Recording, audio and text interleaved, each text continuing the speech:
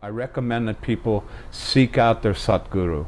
If you know who your satguru is, by all means follow everything that they say and do what they tell you to do, even if it sounds a little ridiculous. Like my satguru, Sathya Sai Baba. And Swami himself said, if you don't know, ask until you know. My satguru said, honor everyone's path, even if you don't understand it. Each has their own way to divinity, because when you get to the end of whatever path that is, they're all the same one. There's a couple twins from England that they were blessed with an interview.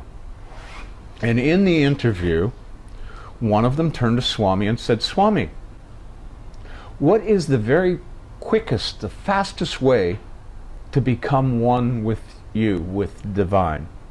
And Swami apparently smiled and looked at him and said, give up all questions. There was an old song that's, was, I believe, a Doors song, and they talked about petitioning the Lord with prayer, and then Jim Morrison screams, you cannot petition the Lord with prayer. No, only with your love, only with what's in your heart. No matter what your religious background, if there's something that you want, put it in God's lap. He's shown me by my own life, if you don't have anything, if you love, if you want to find out some of these truths that the Guru has for you, he'll provide the means. Just take a step. Then have the two things that go along with that, trust and faith. Because I've found that God will many, many times push you to the edge of the cliff, but he will never, ever push you over it. And not until he gives you the wings to fly. Yeah.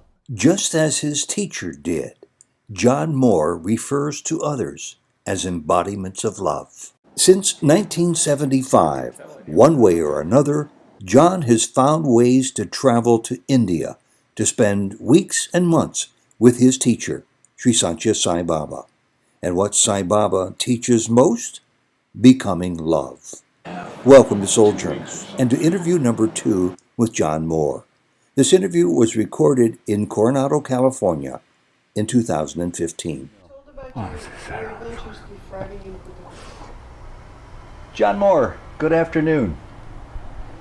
Swami said if I remembered him before I said anything about him, that he would help try to bless to keep John out of the way. So all right, that's what I was just doing. We'll begin by reminding John where we left off. This is the second interview with John Moore. This is December 10th, 2015. So let's begin with the Satguru part, because you and I talked about this just a few minutes ago. It's one of the things that you personally recommend people look for if they're interested in having a path that helps guide them to who they really are. Why? I think it's very important. A Satguru, there's Guru and Satguru. Yes. Guru is anything or everything in life that you can learn something about the divine. Satguru is somebody who sits in that place of divinity, who's an absolute roadmap by their very being. And a Satguru is someone that can guide you without any impairment at all. I recommend that people seek out their Satguru. If you know who your Satguru is, by all means follow everything that they say and do what they tell you to do, even if it sounds a little ridiculous. If you don't know who your Satguru is, then like my Satguru, Sathya Sai Baba. And Swami himself said, if you don't know, ask until you know. But once you do know, then don't keep asking the same question, because he might play with you and give you different answers. But seek your Satguru. And my Satguru told me, love all, serve all. My Satguru said, honor everyone's path, even if you don't understand it. Each has their own way to divinity, because when you get to the end of whatever path that is, they're all the same one. So we need really to honor everybody's path, even if we don't agree with it. Because when Swami, in the early days, one of the very first things that I got from Swami was, he said he was not here to start a new religion. He didn't want a new religion. Religions, when people are under the same master and the same teachings, argue about it. So I'm not going to go there. I'll just say honor everyone, because Swami said see the universe, see the diversity and honor the diversity, but even more so see the unity within the diversity and see how those things are the same, and it all comes back to love. Father Charles Ogata, I think you probably know him. Yes. He's a Catholic priest. Yes. You might say in layman's terms he's loyal to Jesus. Yes. Yes. And Mary, the mother of Jesus. Yes. Yet he loves Sai Baba because he is the epitome in his view of the cosmos of what Baba wants us to be, to see God in everyone. Yes. So there's no problem for him as an ordained Catholic priest. And you're saying the same thing. Well, you see, I was born and raised a Catholic as well. And I walked away from that because when I was in church, I'd come out of church and people would be there arguing about their parking place or some crazy thing, or else they were trying to figure out the next bingo or something to raise money to paint the church, and it really had very little to do with divinity and God. So that was one of the things that actually pushed me towards Sai Baba, was that thing of not understanding within my own background and my own religion why people weren't talking more about God and love and how to find that. And they were all about these things that we would call, in the Sai Baba world, we'd call it seva. Well, my very, very last discourse that I personally witnessed of Swami was several months before he left his body. And the last discourse that I was at was in Vrindavan. And it was the most unusual of things. It was blessed and wonderful because he wasn't supposed to give a discourse. And he came out on the dais that day, and he was in his wheelchair, and he almost bounded out of the wheelchair as he came up to the lectern. And like so many of us that have been around Sai Baba for years, he would most always start out with Prema-surapala, which means embodiments of love, or Atma-surapala, embodiments of the divine Atma. Or he would sing one of these stories in Telugu that were teaching stories and that. And this discourse that I went to, the last one that I was present at, was probably one of the most profound ever. Swami came out and he didn't say Prema-surapala, and he didn't say Atma-surapala, and he sang no song. He started the discourse, and he started the discourse like this. He said, now I don't remember all his words, but he said, all of your meditation, all of your pujas, your seva, all these things are all worthless. Absolutely worthless. Until you know and remember and understand one thing. And then he went like this, and he went, I.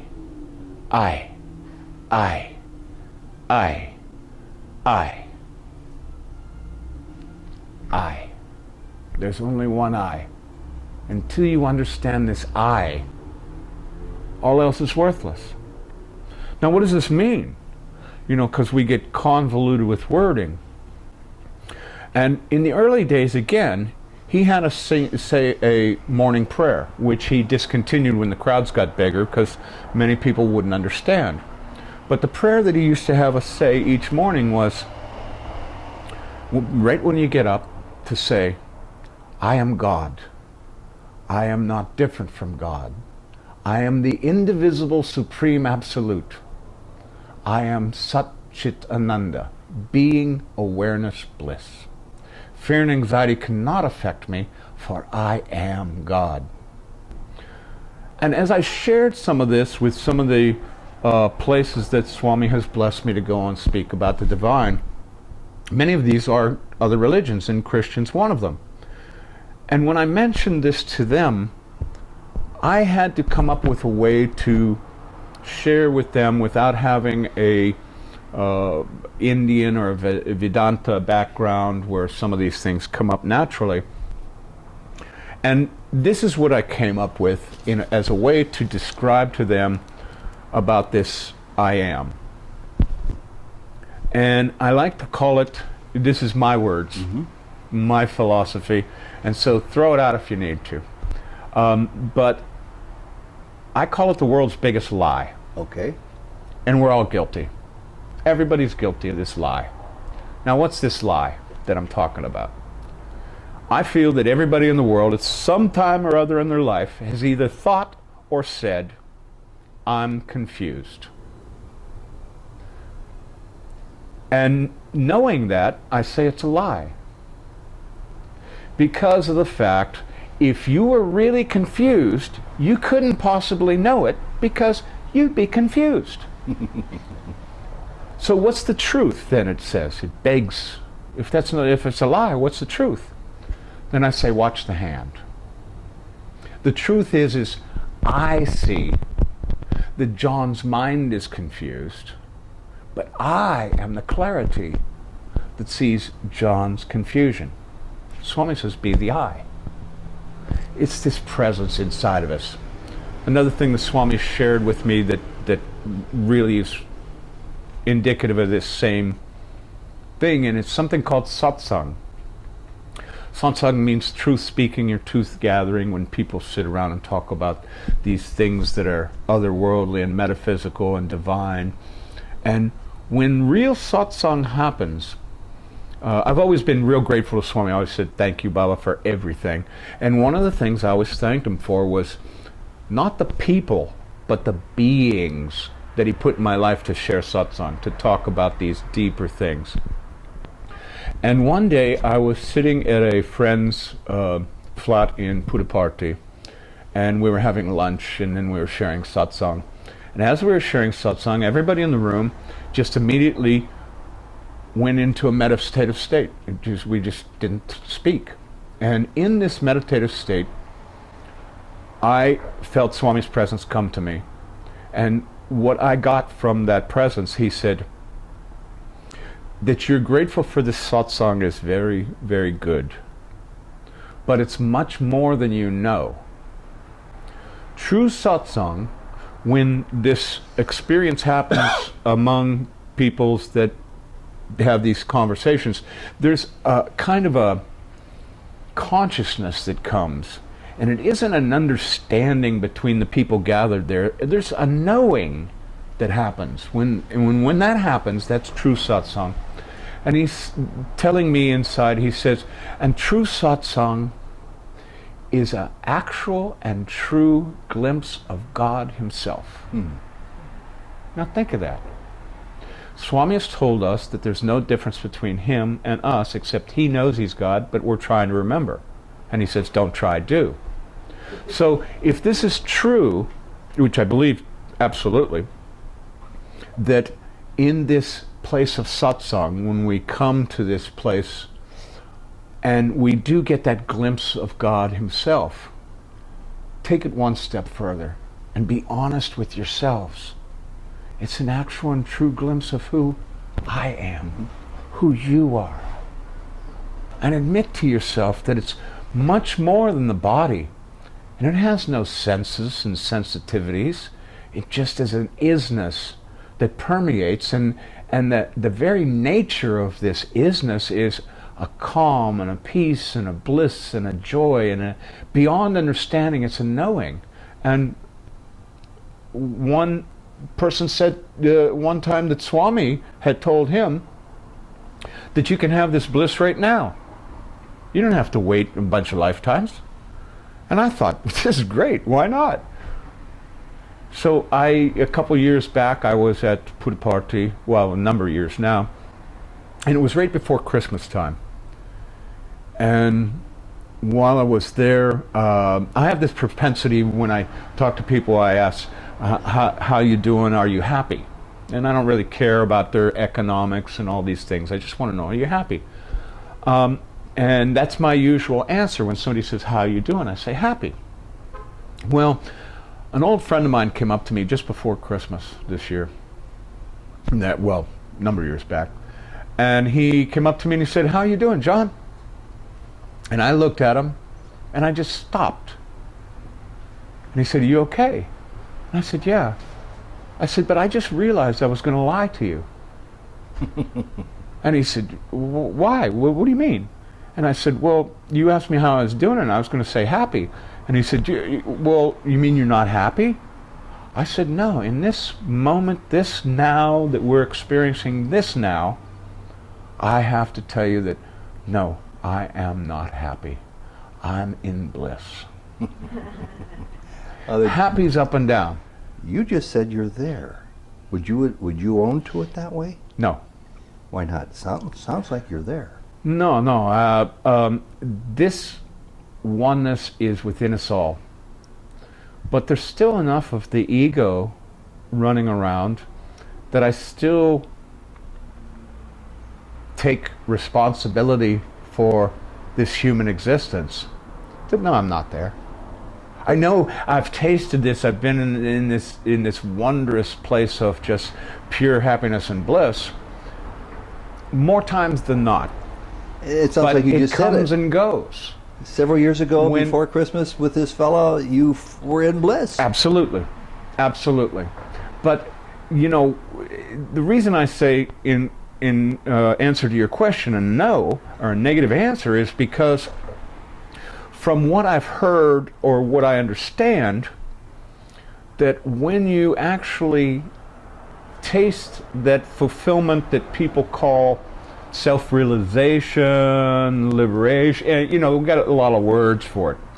But from my understanding, from what I've read from the ancient sages and the ancient books and all the texts and stuff, that if you are in fact liberated or enlightened, that it never goes away. It's every second of every night and day and always. And no, I still, I still scratch my nose in public. I still do those human things, and I have the self-recrimination about those things, and not so much as before or in other days and other ways, but no, I'm not sitting in the middle of that bliss all the time. I still strive to, and that's my problem. And the problem is, maybe I can best say it by something that happened to a couple very dear friends of mine.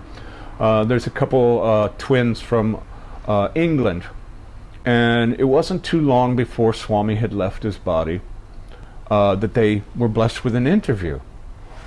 And in the interview, one of them turned to Swami and said, Swami, what is the very quickest, the fastest way to become one with you, with the divine? And Swami apparently smiled and looked at him and said, give up all questions. Now think of that. We question whether we do right or wrong or good or bad or high or low.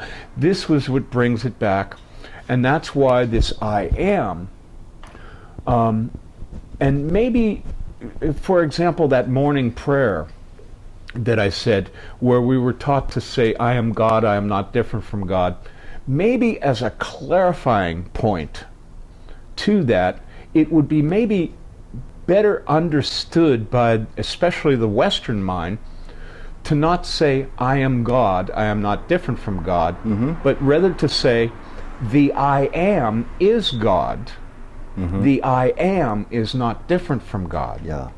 And it's like this little explanation I said about this, I am the clarity that sees John's confusion be the I.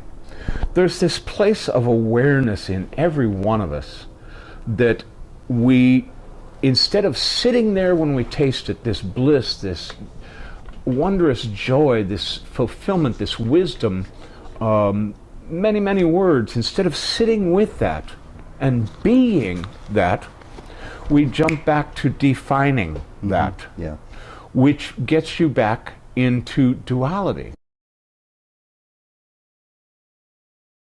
Some people got coddled and their hands held and stuff, and then there were people like me that needed a little bit firmer reminders, you might say, of the things they needed to learn about. And in the early days, everybody got time. That's what a lot of us from the early days would try and counsel people when the crowds began to get larger, because people would run at Swami and he would go away. But in the early days, we just sat there. Let him come to And you. he would walk among us and stand there and stay there. And we try and tell people in later years, just don't jump at him, don't grab at him, and he'll stay. And that's what would happen. And you can't, there was an old song that's, was, I believe, a Doors song, and they talked about petitioning the Lord with prayer, and then Jim Morrison screams, you cannot petition the Lord with prayer. No, only with your love, only with what's in your heart. Mm-hmm. One day, I was, my money was running short. I had sold a car back in the States. I didn't have the money. My brother was supposed to send it. He said he'd send it to me when mm-hmm. I needed it. So at that moment in time, there was only one telephone in all of Puttaparthi, which was at the post office, which was by where the bus stand's at, which is all different now. So for 3 days, I tried to make this phone call. Now I have to qualify this by saying that especially in my early days of coming to Swami after growing up in a mafioso town, and steel mills right. and You pollution. grew up close to where I grew up, in Youngstown, Ohio. Right. And after all that, with the pollution and that, then I went to Vietnam for a couple years. I have to tell you, when I first got to Swami, I had more anger in me than any 10 people you've ever met in your life. And so here I was, trying to make this one phone call to get this money. This goes back to your question as to what attracts Swami. Mm-hmm. And so I, third day, and I still couldn't make one phone call. And I have to say, I was beyond anger. I was livid. I was ugly. I was all these things. And at that moment, I realized, I said, oh, gee, I'm late for darshan. I better hurry up or I'm going to have to be all in the back. So I ran over to darshan, and I was late. And I had to sit all the way in the back, third row. And but it didn't ease my temper any. And so my prayer that day, now you can inject all the words from your own culture and your own language as you want to, and you wouldn't be far wrong. But to give you an idea, I sat down and I said a silent prayer, a very, very strong silent prayer that day. And Swami was just leaving the women, just coming to the men's side. And my prayer that day was, Swami, don't even look at me because I'm ugly. And it went on about, I know I need darshan and I don't know what it's all about. And here I am and you got me all the way in the back, but don't even look at me because I'm really ugly. And Swami came along and he didn't look at me. And he got right in front of me. And just as he came in front of me, or actually a couple steps before he got right in front of me, I felt a physical sensation on my shoulders. Enough that I looked behind me to see who was there. And nobody was there. This happened 3 times. I felt this physical sensation on my shoulders. And finally, after the 3rd time, I didn't look around. I just, inside of myself, I went, what? Like, who's bugging me and what's it about? And right when I did this, I felt a physical weight, my shoulders rising in the air, and I could feel this physical weight rising up, and it got to about the level of the top of my head, and then it was like a bubble burst or a balloon burst, and it was gone. And I could feel the sensation of liquid, a thick liquid like amrit or syrup or oil or something being poured into the top of my head. And I could feel it coating the whole inside of my body. And as this was happening, I noticed dramatically that I couldn't find any of this ugliness. I couldn't find any anger. And I was crying in absolute bliss. of this rising of my being and spirit, and just overwhelmed by this sensation of beauty and wonder that was happening to me. And I knew that he had done it. And he hadn't looked at me. And then he came right in front of me. And I looked at him, and I was crying, tears coming.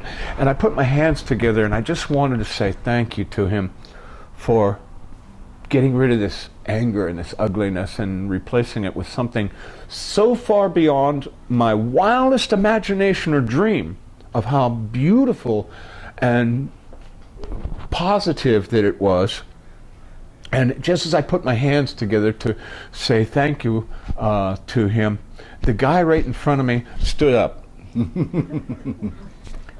And I have to be honest, and my very first inclination was to grab the guy, and I wanted to. And I thought, and as thoughts are so quick, immediately though, I thought, no, John, you just been given something so wonderful, so beautiful, so far beyond even your wildest dream or imagination.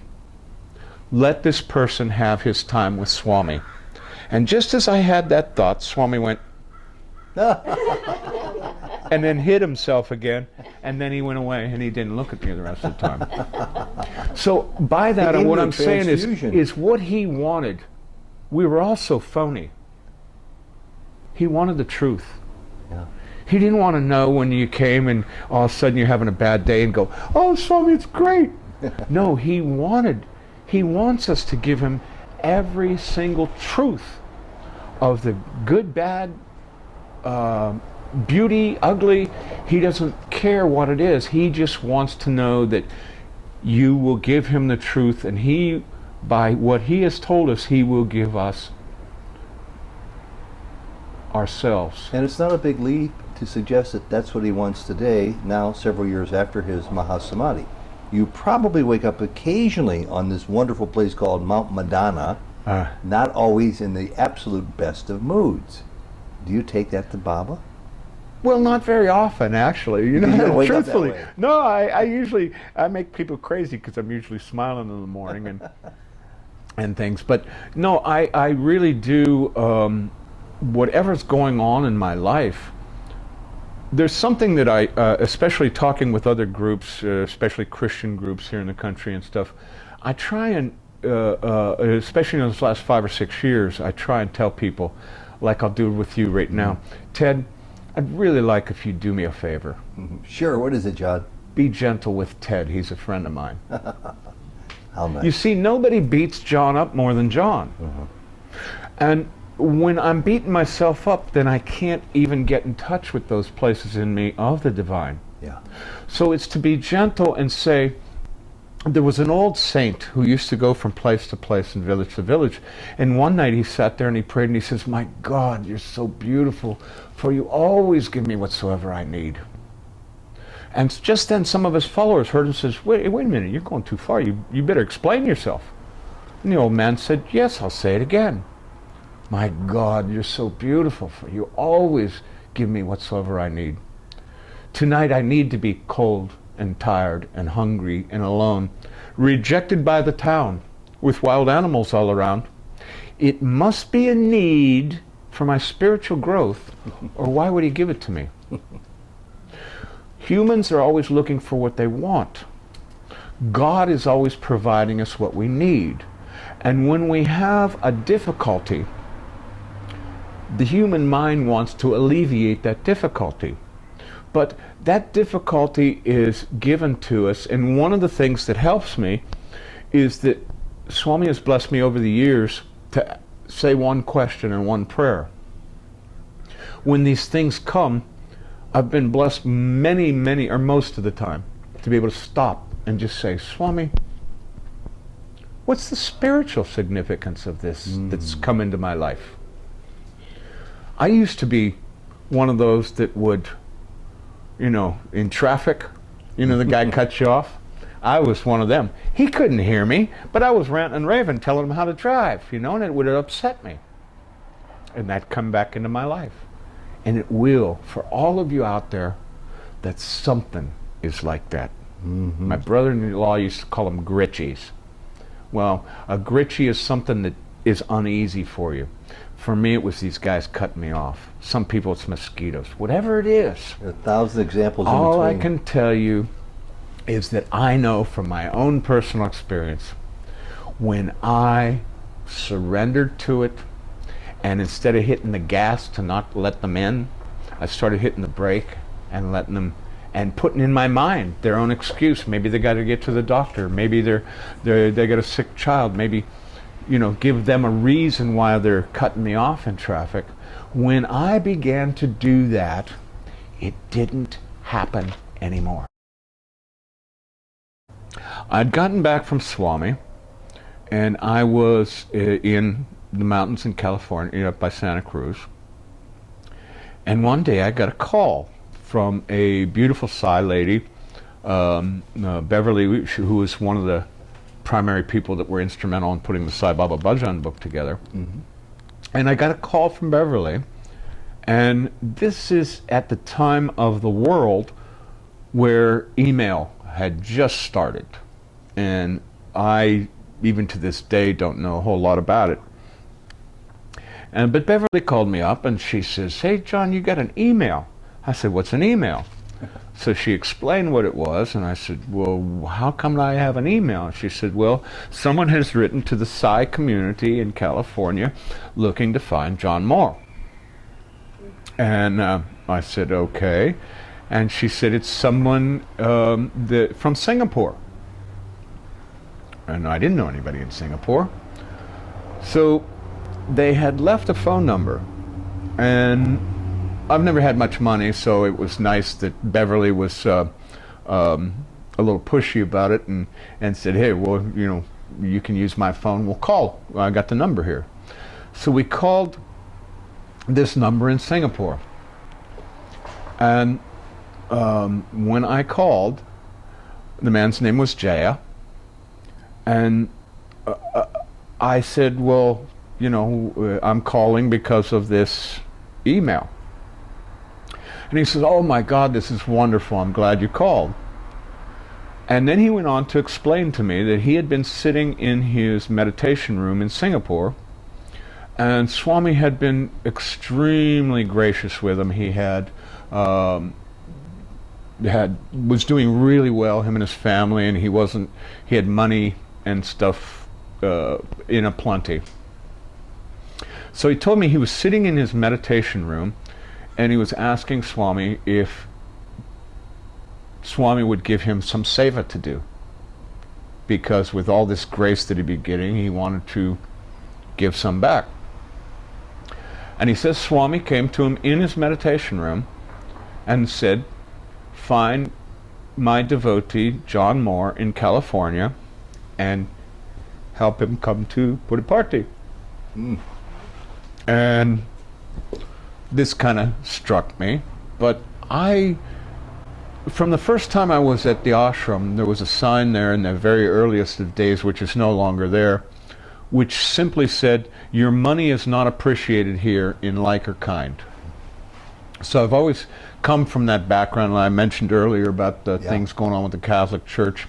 So anything to do with money always was sensitive to me. So I told Jaya, I said, no, I can't accept anything. And he immediately went into this whole explanation of how he was blessed with beyond what he could use. He said, and if he helped me and bought this ticket for me to go to India, he says it won't take any food out of my kids. And he went into this whole litany of why he really wanted to do this for me. And I finally, after some very serious questions in that, I acquiesced, and so he bought me a ticket, and I stopped off, and I stayed with he and his family for a few days in Singapore, and went on to India on this ticket. But I really want to be strong about it. Anybody out there, if you want to find your satguru, if you want to find the divine, if there's some place in the whole world, no matter what your religious background, if there's something that you want, put it in God's lap. He's shown me by my own life, if you don't have anything, if you love, if you want to find out some of these truths that the Guru has for you, he'll provide the means. Just take a step. If that step's just getting your passport together for the first time, if that step is just making a trip to a monastery in some other country or an ashram in India, whatever it be, take that step. But then have the two things that go along with that, trust and faith. And even more important maybe is patience. Because I've found that God will many, many times push you to the edge of the cliff, but he will never, ever push you over it. And not until he gives you the wings to fly. Yeah. John, Yeah. but I wanted to thank you for these stories. You tied them together so well. Then we'll come back with more questions and to challenge you even further. But thank you so much. God bless you. And Sai Ram. Om Sai Ram. Thank you, Baba. Forward very much. And I love you, and I love you, and I love you. Love you too. God bless. Sai Ram. And to say the least, guys, men, women, separate. There was this group of guys that were just loud,